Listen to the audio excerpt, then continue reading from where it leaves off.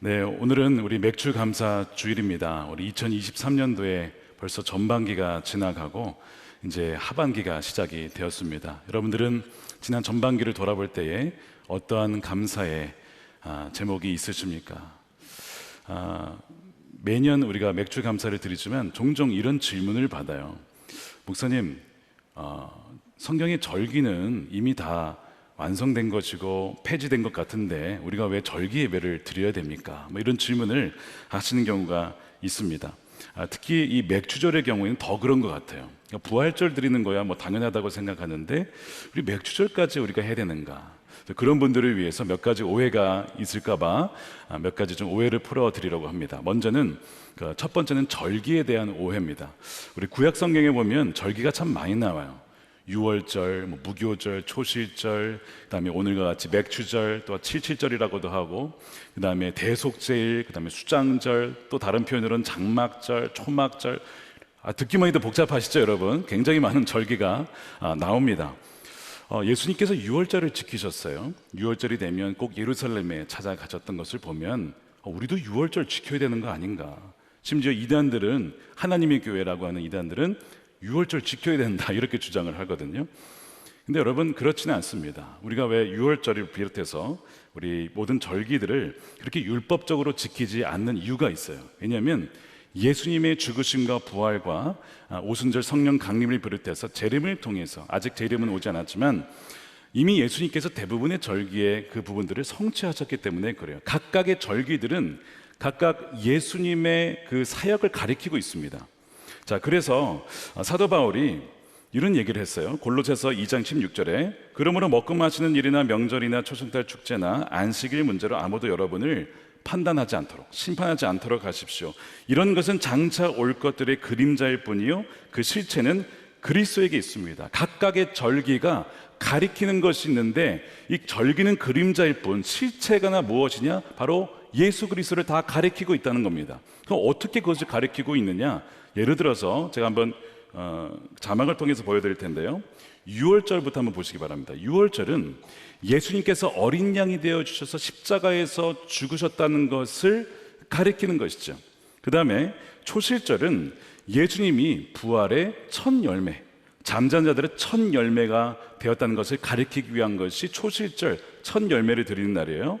오순절 혹은 오늘 우리가 드리는 맥주절, 칠칠절이라는 것은 예수님께서 그 바로 약속하신 그리스도의 영 성령을 보내주신다, 성령의 강림을 말하고 교회의 탄생을 가리키고 있고, 나팔절은 예수님께서 공중에서 재림하실 것이다. 또한 대속제일은 히브리서에 나와 있지만 대제사장이신 예수님께서 단번에 자신을 드림으로써 그 모든 속죄를 이루셨고 이스라엘의 구원도 결국에는 이루어질 것이다라는 것을 보여주고요. 수장절 혹은 장막절, 초막절은 예수님께서 이제는 온 세상의 왕으로서 오셔서 알곡들을 곳간에 들이시고 구원자들을 이렇게 모으는 거죠. 그리고 온 세상을 통치하실 것이다, 장막이 되어주실 것이다, 이것을 가리키는 것들이에요. 그러니까 모든 절기가 다 누구를 가리키고 있어요?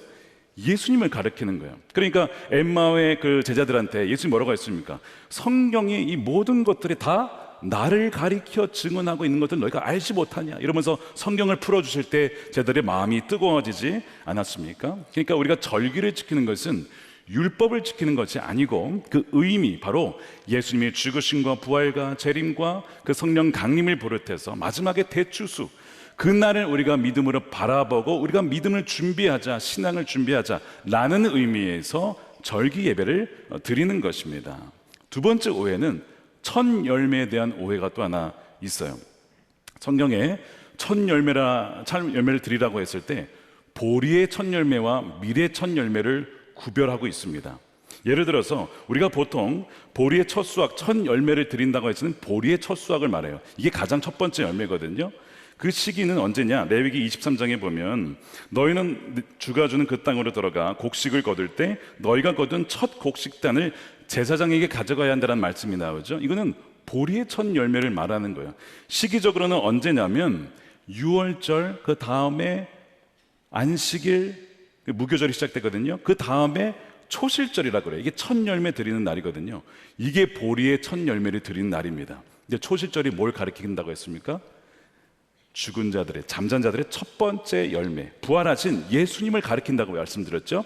그래서 고린도전서에 보세요. 15장 20절에 그러나 이제 그리스도께서는 죽은 사람들 가운데 살아나셔서 잠든 사람들의 첫 열매가 되셨습니다. 그리고 23절에 보십시오. 첫째는 첫 열매이신 그리스도요.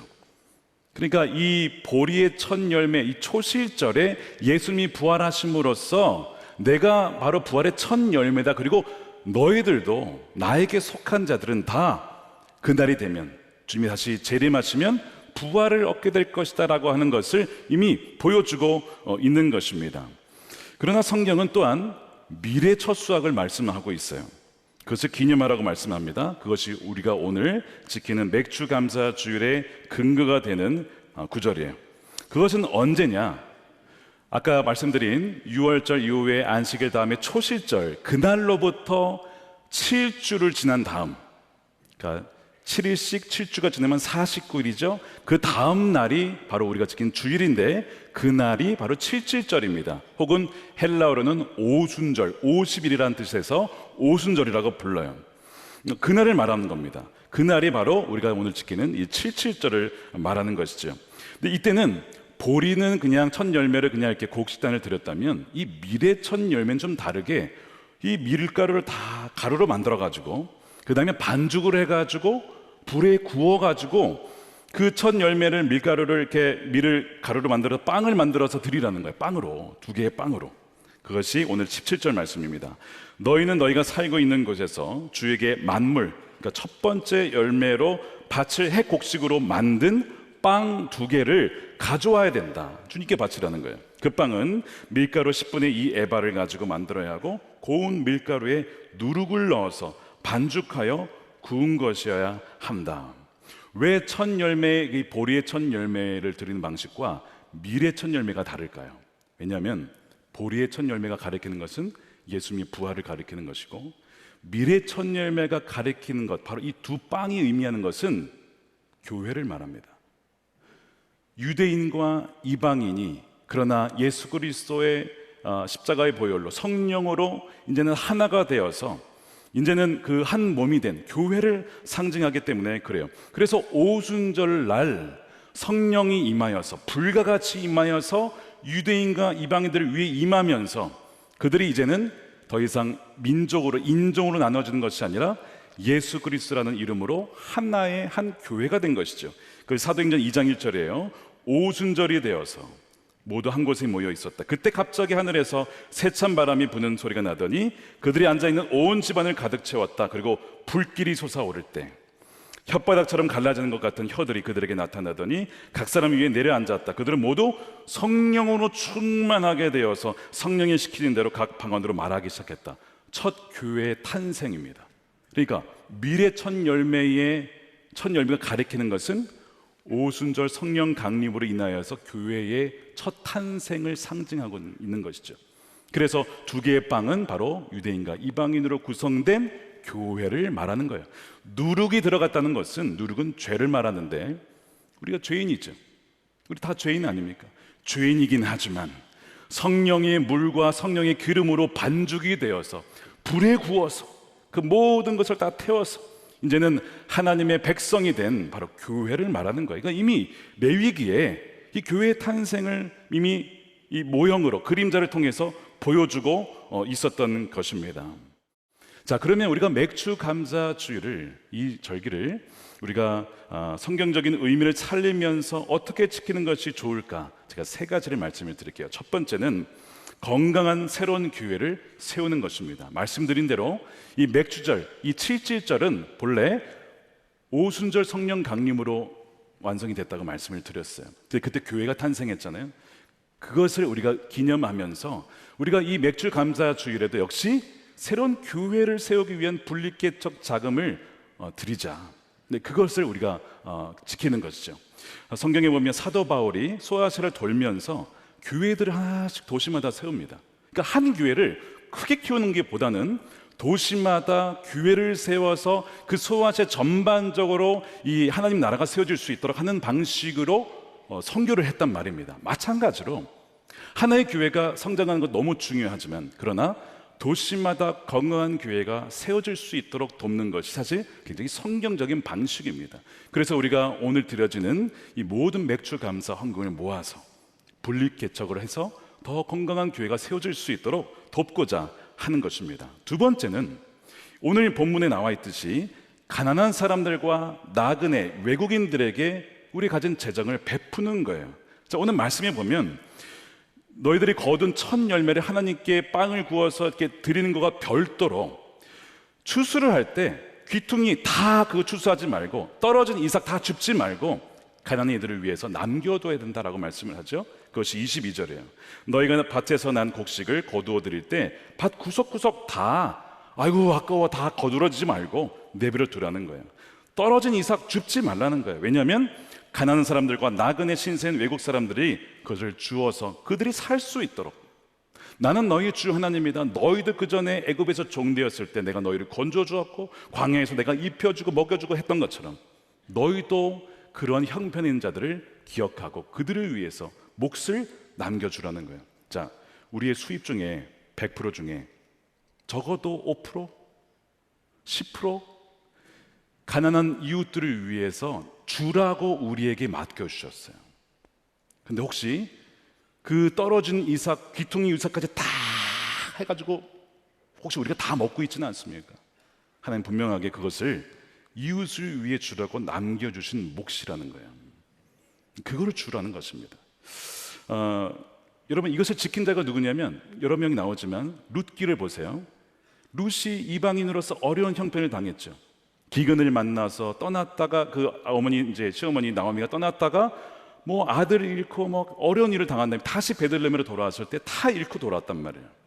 그때 어떻게 했습니까? 보아스가 자신의 밀밭 또 보리밭 거기에서 룻이 이삭을 주울 수 있도록 했어요. 다 자르지 말라고 했습니다. 그래서 이 보리의 첫 추수부터 밀의 추수 이르기까지 그 전 기간이 바로 이 룻이 와서 일할 수 있도록 그렇게 배려를 해준 거예요. 그래서 거기에서 이삭을 주워다가 풍성히 부어줘. 일부러 막 이삭을 흘렸죠. 막 그래가지고 더 담을 수 있도록. 그렇게 해서 룻과 나오미가 살아남았단 말입니다.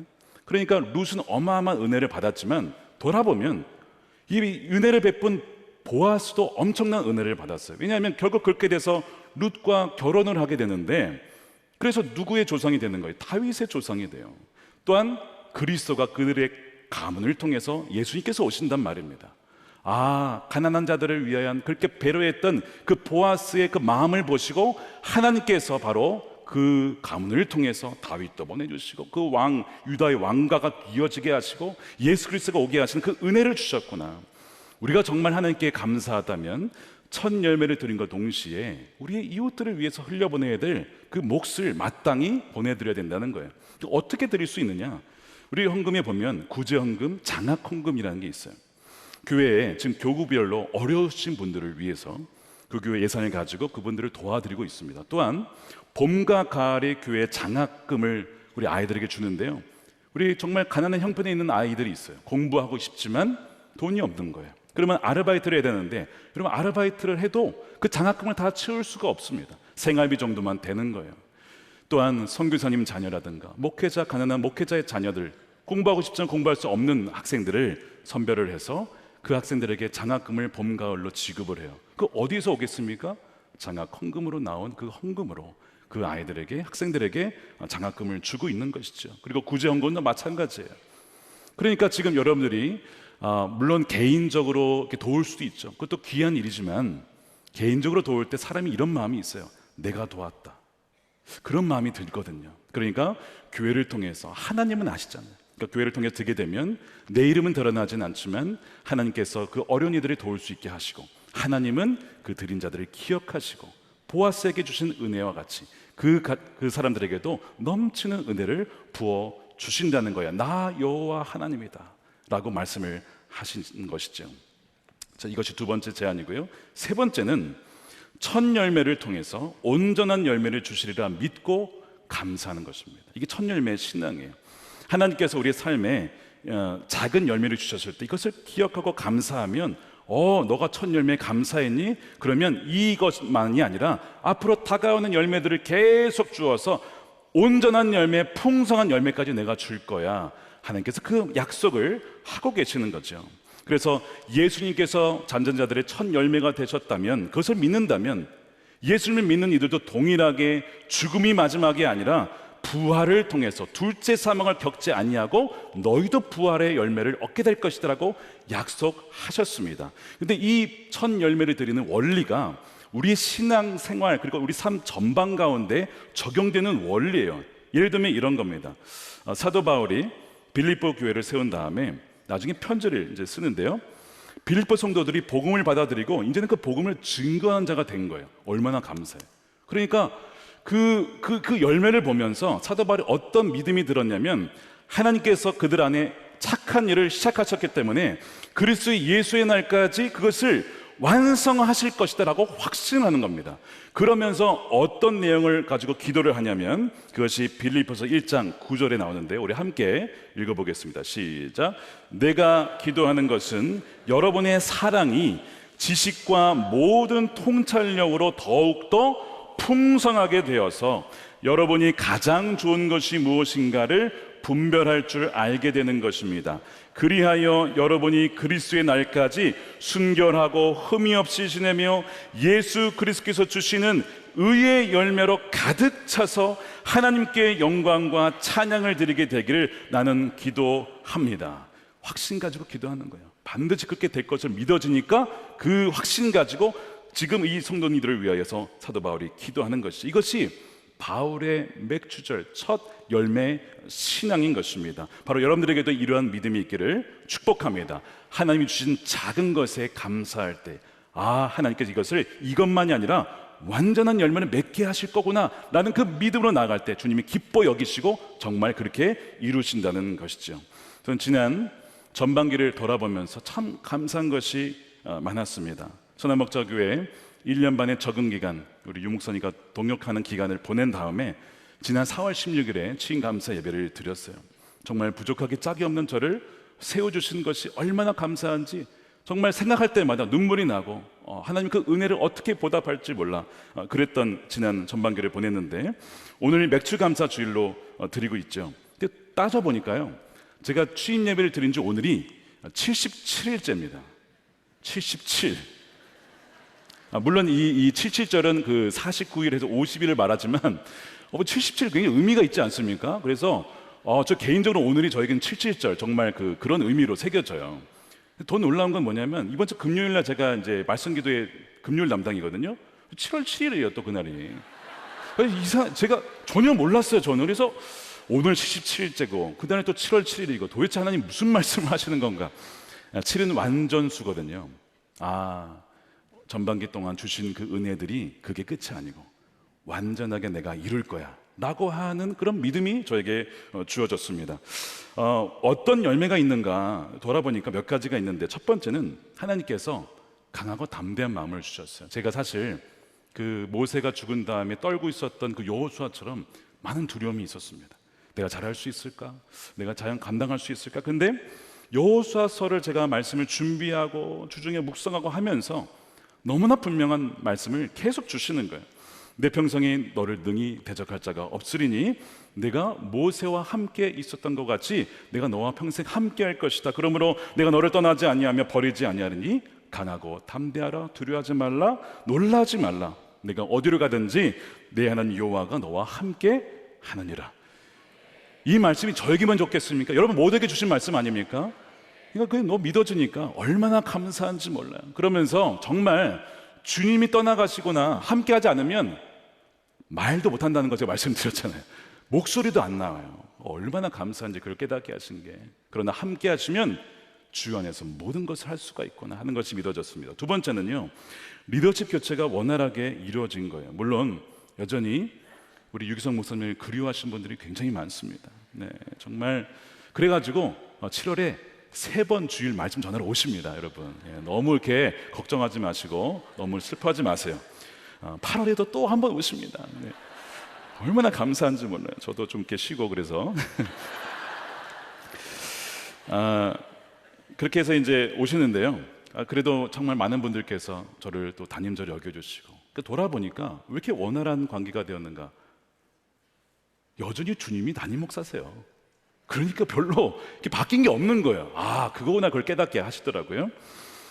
유기성 목사님과 제가 일기를 같이 쓰고 있습니다. 목사님 은퇴하실 때 이제 일기방에서 나가신 거예요. 이제 약간 멀어지는 게 좀 마음이 서글픈 겁니다. 목사님 같이 동일기를 쓰시죠. 제가 제안을 드렸더니 그럴까요? 그러더니 동일기 방을 유 목사님께서 지으셨어요. 뭐라고 지으셨냐면 아름다운 동행. 그렇게 해서 이제 저와 그 둘이서 이제 그 방에서 일기를 쓰고 있는데, 지난 월요일에 예수님의 사람 제자훈련 세미나가 있었습니다. 근데 그날 이렇게 일기를 쓰셨어요. 오후부터 선한목자교회에서 예수님의 사람 제자훈련이 있었습니다. 교회로 가는 길이 참 마음이 기뻤습니다. 김다희 목사님 목회를 잘해주시니 교회를 찾아가는 마음이 편한 것이죠. 너무나 감사했습니다. 오랜만에 만난 부목사님들, 장로님들, 사역자분들, 봉사자, 성도님들 한 분 한 사람 너무나 반가웠습니다. 마치 어제까지 교회에 있었던 느낌이었습니다. 이렇게 쓰신 거예요. 제가 사실은 목사님 은퇴하실 때 그 말씀을 드렸어요. 목사님 주일날 집회가 있지 않는 이상 주일 예배 오셔야 됩니다. 꼭 오십시오 말씀을 드렸더니 그러시는 거예요. 목사님, 제가 오고 싶어도 목사님께서 자리를 잘 잡으셔야 제가 올 수 있는 겁니다. 그렇지 않으면 제가 올 수가 없습니다. 그런 얘기를 하셨었어요. 근데 일기를 보니까 목사님께서 보시기에 생각보다 빠르게 자리를 잡아서 이제 내가 마음 편하게 갈 수 있구나, 이런 생각을 하신 것 같아서 개인적으로 참으로 감사했습니다. 그런 지난 6개월을 돌아보면서 강하고 담대한 마음과 함께 겸손한 마음과 함께 원활한 리더십의 교체를 이루게 하시고 또 많은 성도님들의 기도와 사랑을 받게 하신 것이 얼마나 감사한지, 그런 첫 열매를 이렇게 감사해 보니까 어떤 마음이 드냐면, 말씀드린 대로 이것이 끝이 아니고 하나님께 점점 그 열매를 이루어 가시겠다 하는 것이 제 마음에 믿어졌습니다. 여러분들이 올해 전반기에 하나님이 주신 첫 열매는 여러분 무엇입니까? 감사하려면, thank 하려면 think 해야 된다는 말이 있습니다.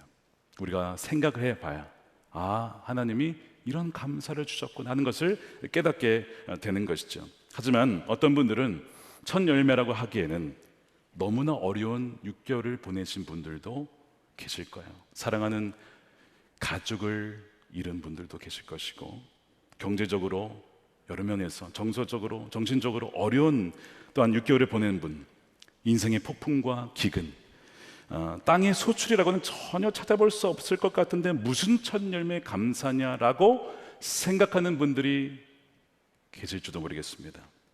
제가 책 한 권을 소개해 드릴게요. 우리 지선아 사랑을 쓰신 우리 이지선 교수님의 새 책인데 작년에 나왔던 것 같아요. 꽤 괜찮은 해피엔딩이라는 책입니다. 서점에 갖다 놓을 테니까 꼭 사서 보시면 좋겠습니다. 네.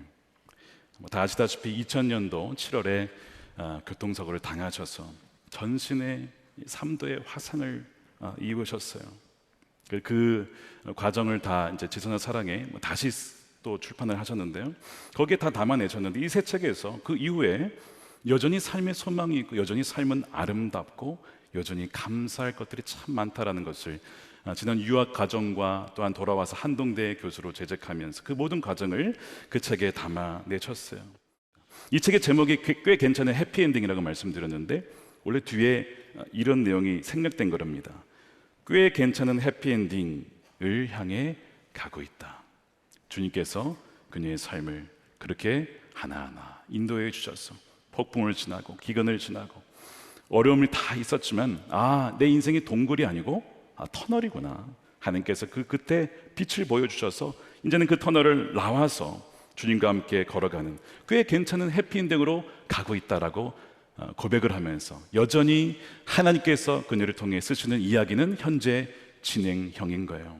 제가 이 책을 읽으면서 우리 삶에도 참으로 어려운 환경이 많지만 그 중에서도 하나님이 주신 그 첫 열매를 붙잡고 그래도 감사할 때에 하나님께서 우리의 삶을 어떻게 또한 빚으시고 그 불구덩이를 통해서 우리의 심령과 성품을 어떻게 바꾸어 가시는지 전혀 예전에 생각할 수 없었던 사람으로 우리를 세워나가시는 그 놀라우신 하나님을 보게 됩니다. 오늘 우리 맥주 감사 주일을 드릴 때에 여러분 어떤 형편이 있는지 다 다르시겠지만 하나님이 나에게 주신 그 감사의 제목이 무엇인지, 첫 열매가 무엇인지를 구별하여 드릴 때에 주님께서 마지막 날에 또한 그리스도 예수의 날까지 그 온전한 열매를 맺게 하실 줄로 믿습니다. 그 은혜를 누리는 여러분들이 되시기를 축복합니다.